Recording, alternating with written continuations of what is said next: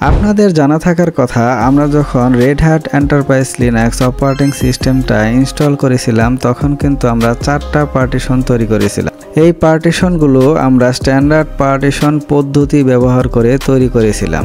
ভিডিওটা যদি না দেখে থাকেন তাহলে আমার প্রথমে খায়রুল দ্য সিসনেট প্রো এই চ্যানেলে যাবেন। যাওয়ার পরে এখানে দেখেন complete Red Hat Linux system administrator course, এখানে ক্লিক দিতে হবে। আসসালামু আলাইকুম। দেওয়ার পরে এখানে complete Red Hat Linux installation, এখানে 3 নম্বর ভিডিওটা সম্পূর্ণ হুইস ডিস্ক, যেখানে আমরা স্ট্যান্ডার্ড পার্টিশন পদ্ধতি ব্যবহার করে অপারেটিং সিস্টেমটা ইনস্টল দিয়েছিলাম।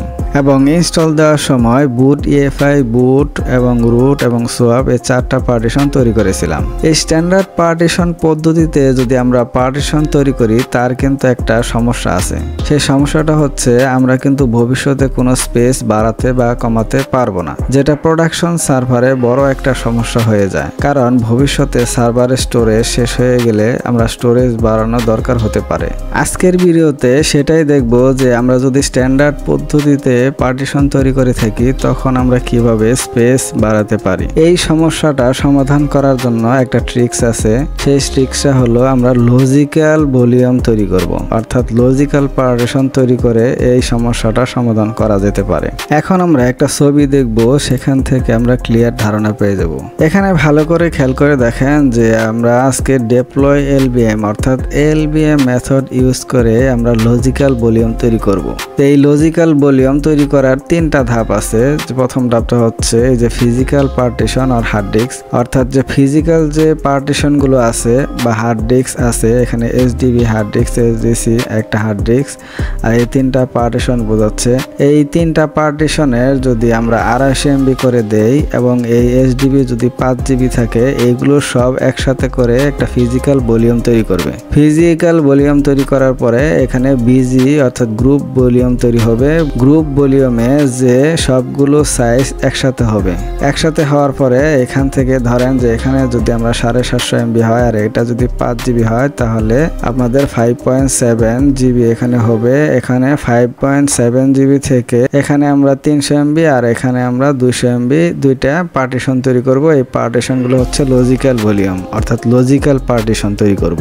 যেহেতু আমরা স্ট্যান্ডার্ড পার্টিশন মেথডে আর আমরা পার্টিশন বাড়াতে পারবো না। এখন আমরা দেখব যে এই পুরো প্রসেসটা কিভাবে করা যায়। এর জন্য এখন আমরা ভিএমআর ওয়ার্কস্টেশন সফটওয়্যার থেকে এই রুট ইউজার দিয়ে আমরা এই অপারেটিং সিস্টেমে প্রবেশ করলাম। এখন অ্যাক্টিভিটিস থেকে টার্মিনালটা ওপেন করব। এখন আমরা এখান থেকে fdix-l এই কমান্ডটা দিয়ে বর্তমানে কতগুলো পার্টিশন আছে, এখানে 4টা পার্টিশন আছে এবং এখানে ডিস্ক লেভেল টাইপ হচ্ছে জিপিটি। আপনারা যদি না জেনে থাকেন যে কিভাবে জিপিটি মেথডে পার্টিশন তৈরি করা যায় তাহলে আমার প্লেলিস্ট থেকে দেখে আসবেন ভিডিওটা। এখন আজকের এই ল্যাব ডেমোটা প্র্যাকটিস করার জন্য আমরা 3টা পার্টিশন তৈরি করব। প্রথমে 200 MB করে এবং সেগুলোর পার্টিশন আইডি পরিবর্তন করে লিনাক্স থেকে লিনাক্স এলবিএম করতে হবে। ঠিক আছে, তো আমরা জানি যে পার্টিশন তৈরি করার জন্য fdisk এখানে ডেপ হাইফেন এখানে ডিস্কের নাম দিয়ে দিব SDA। এখন এন্টার দেই। তারপরে নতুন ডিস্ক তৈরি করার জন্য এখানে এখন এন্টার দিব।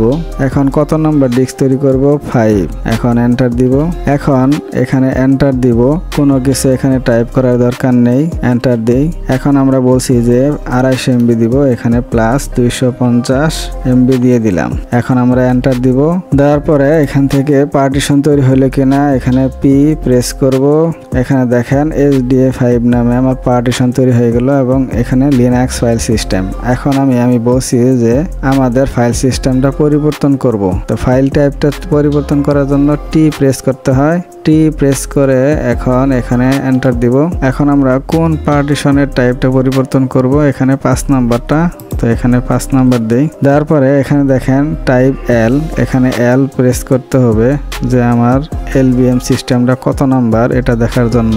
এখন এন্টার দেই। এখানে যদি প্রথমে না আসে যে লিনাক্স এলবিএম কোনটা, তাহলে এখানে কার্সর দিয়ে নিচে যাব। এখানে দেখেন 30 নাম্বারটা হচ্ছে লিনাক্স এলবিএম আমাকে এই লিনাক্স এলভিএম টাইপে পরিবর্তন করতে হবে।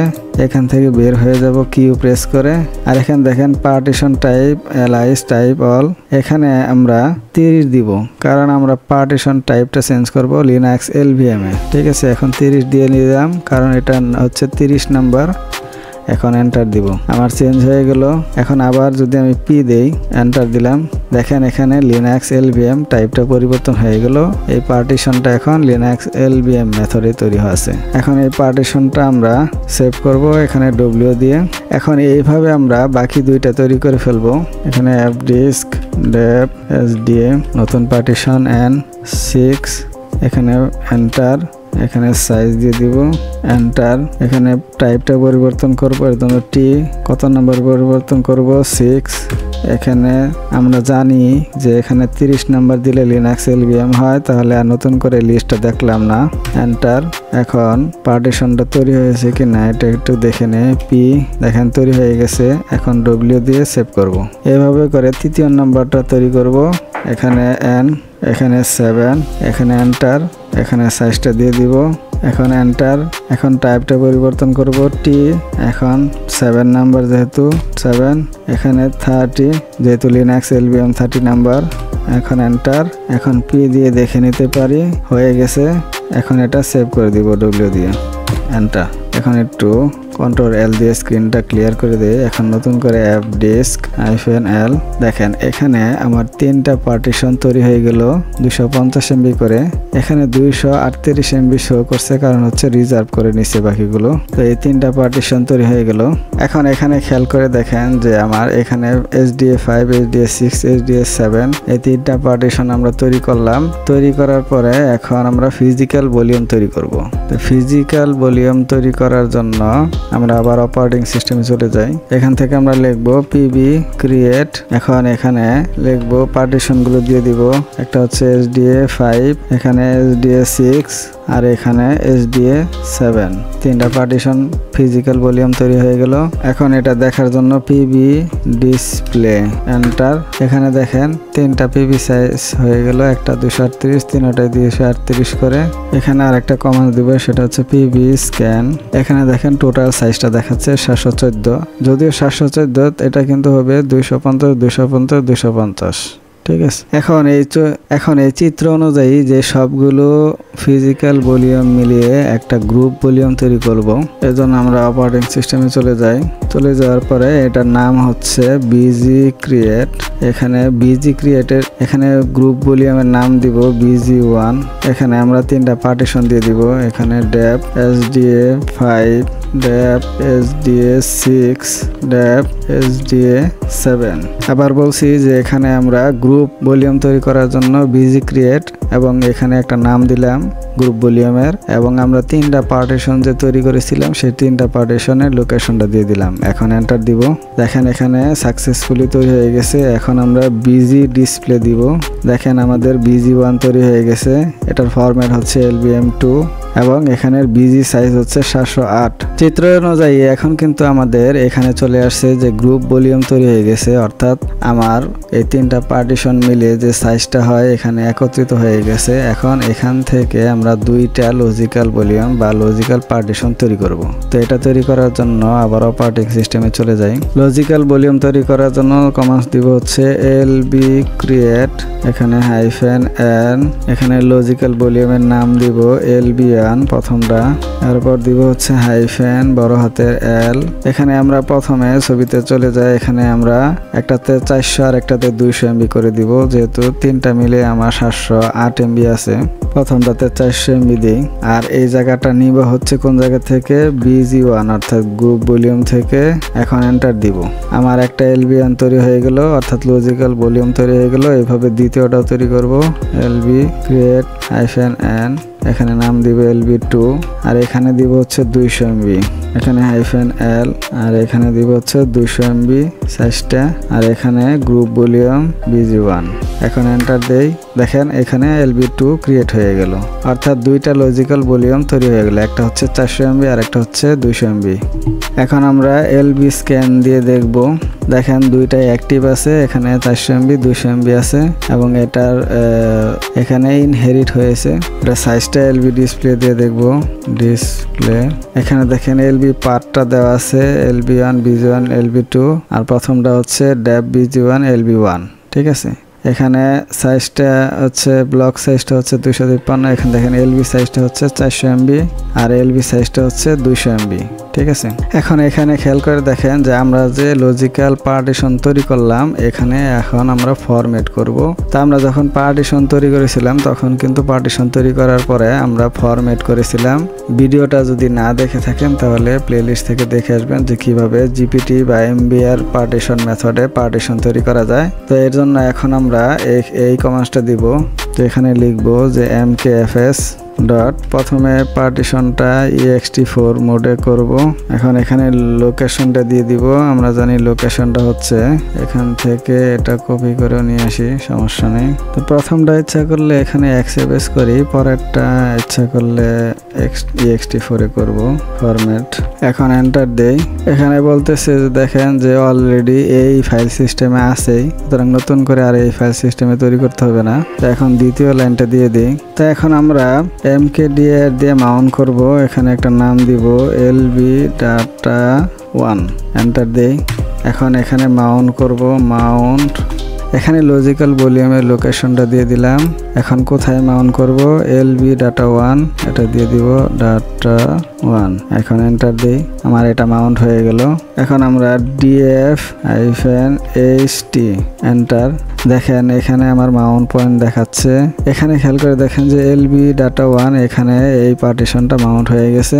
এভাবে করে আমরা দ্বিতীয় যে পার্টিশনটা তৈরি করেছিলাম লজিক্যাল ভলিউম 2, এই পার্টিশনের ফরম্যাটটা চেঞ্জ করব, এটা হচ্ছে ext4 এ করব এবং এখানে দেখেন আমরা পার্টিশনের লোকেশনটা দিয়ে দিছি। এখন এন্টার দেওয়ার পরে দেখেন এখানে আমার দ্বিতীয়টা তৈরি হয়ে গেছে। না, এখানে বলতেছে যে ইয়েস মানে এনিওয়ে ইয়েস এর জন্য y দিব। দেখেন আমার তৈরি হয়ে গেছে, এখানে ডান লিখে আসছে। এখন আমরা মাউন্ট করব। তো আমরা জানি যে মাউন্ট করার জন্য mkdir এখানে নাম দেব হচ্ছে lb data 1, একটা ডিরেক্টরি তৈরি করলাম। এখন এখানে মাউন্ট করব, এখানে মাউন্ট লোকেশনটা দিয়ে দিব। এখানে lb2 এর লোকেশনটা দিয়ে দিলাম। দেওয়ার পরে এখন এখানে এই ডিরেক্টরিটা দিয়ে দিব lb ডাটা, একটু ভুল হয়েছে, এখানে ডাটা 2 দেওয়ার দরকার ছিল, আচ্ছা সমস্যা নেই। এখন এন্টার দেই, এখানে মাউন্ট হয়ে গেল।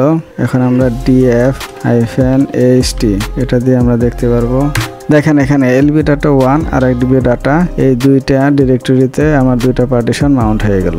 এখন আপনারা ভালো করে জানেন যে আমার এই দুইটা পার্টিশন যদিও এখানে মাউন্ট হয়েছে, আমরা যদি এখন রিবুট দিই তাহলে কিন্তু এই মাউন্ট পয়েন্টটা চলে যাবে। তো আমরা জানি যে পার্মানেন্ট মাউন্ট করার জন্য আমাদেরকে অবশ্যই fs টেবিলে এন্ট্রি দিতে হবে। তো এন্ট্রি দেওয়ার জন্য fs টেবিলটা আমরা ওপেন করি, vim etc fs tab, এখন এন্টার দিলাম। এখানে সতর্কতার সহিত এন্ট্রি দিতে হবে, কারণ এখানে একটু সমস্যা হলে সমস্ত সিস্টেমটা কিন্তু ক্র্যাশ করবে, ঠিক আছে। এখন এখানে দেখেন 4টা পার্টিশন, এর UUID দেওয়া আছে। আমরা কিন্তু UUID দিয়েও এন্ট্রি দিতে পারি অথবা এখানে লোকেশন দিতে পারি। এখান থেকে নতুন একটা ট্যাব নেই, এখানে আমরা UUID কিভাবে পাবো, এখানে দেখেন ls blk এখানে হাইফেন দিলে দেখেন এখানে কিন্তু আমরা খেয়াল করে দেখতে পাবেন যে আমরা UUID এখানে পেয়ে গেছি, অথবা এখান থেকে আপনারা লোকেশনও নিতে পারেন, ঠিক আছে। তা আমি লোকেশন দিয়ে কাজ করব। প্রথমে এটা YY প্রেস করে একটা কপি করলাম, একটা P দিয়ে আমরা পেস্ট করে নিচের দিকে নিলাম। এখন I প্রেস করে ইনসার্ট মোডে যাব, ইনসার্ট মোড থেকে প্রথমে এই লাইনটা কেটে দেই। এখন LB1 এর আমরা লোকেশনটা দিয়ে দিব। আমরা জানি এটা হচ্ছে LB1 এর লোকেশন। এখানে আপনারা স্পেস আপনারা এখানে সমান করে দিতে পারেন অথবা নাও দিতে পারেন, অসুবিধা নেই। আর এখানে নানের জায়গায় আমরা দিব হচ্ছে আমরা কোন ফরম্যাটে করেছিলাম, এটা XFS। এখন এখানে আমরা নানের জায়গায় দিব হচ্ছে আমরা কোন পয়েন্টে আমরা মাউন্ট করেছিলাম। এখানে প্রথমটা করেছিলাম LB data 1 এ, ঠিক আছে। তার এখানে হচ্ছে সোয়াপের জায়গায় আমি দিব হচ্ছে আমরা কোন ফরম্যাটে পার্টিশন করেছিলাম, এটা হচ্ছে প্রথমটা হচ্ছে XFS এ। এখন এটা প্রথমটা হয়ে গেল। এখন দ্বিতীয় পার্টিশনটা আমরা এন্ট্রি দিব। এখন আমরা এসকেপ বাটন প্রেস করে এক্সিকিউট মোডে যাই। এখন YY প্রেস করে কপি করলাম, এখন প্রেস করলাম। এখন এখানে আমরা ইনসার্ট মোডে চলে যাই। ইনসার্ট মোড থেকে এখানে LB ডাটা 2, ঠিক আছে। আর এখানে আমরা যেহেতু এটা ডাটা নাম দিছি LB ডাটা মাউন্ট পয়েন্টার, এজন্য এটা। আর এখানে XFS এর পরিবর্তে আমরা ext4 ব্যবহার করব, কারণ আমরা এই ফরম্যাটে পার্টিশনটা তৈরি করছি। এখানে আমার কাজ শেষ। আপনারা ইচ্ছা করলে এখানে এটা সমান করে দিতে পারেন। এখন এসকেপ বাটনে প্রেস করে এক্সিকিউট মোডে যাব। এখন :X এটা লিখে এন্টার দিব, আমার সেভ হয়ে যাবে। তো আমার সেভ হয়ে গেল। এখন যদি আমরা রিবুট দেই, দেখি আমার মাউন্ট পয়েন্ট চলে যায় কিনা। তো এখন মনে হয় আমার রিবুট শেষ হয়ে গেছে। এখন আমরা রুট ইউজার দিয়ে আবার প্রবেশ করব। এখন আমরা LSBLK-F এটা দিয়ে এন্টার দিলাম। এটা একটু বড় করে দেই। দেখেন আমি কিন্তু এখন রিবুট দেওয়ার পরও আমার LB ডাটা 1 LB ডাটা এই মাউন্ট পয়েন্ট দুইটা চলে যায়নি, অর্থাৎ এখন আমার এই দুইটা কিন্তু লজিক্যাল পার্টিশন তৈরি হয়ে গেছে। এটা যদি আমরা FDX-L এটা এন্টার দেই, এখানে দেখেন তিনটা পার্টিশন। এখানে দেখেন যে আমার LB1 এখানে 400 MB আর এখানে LB2 এখানে 200 MB আছে, ঠিক আছে। তো আজকের মতো এই পর্যন্তই। ভিডিওটি ভালো লাগলে অবশ্যই লাইক এবং কমেন্টস করবেন এবং পরবর্তী ভিডিও পাওয়ার জন্য চ্যানেলটি সাবস্ক্রাইব করে রাখুন। আসসালামু আলাইকুম।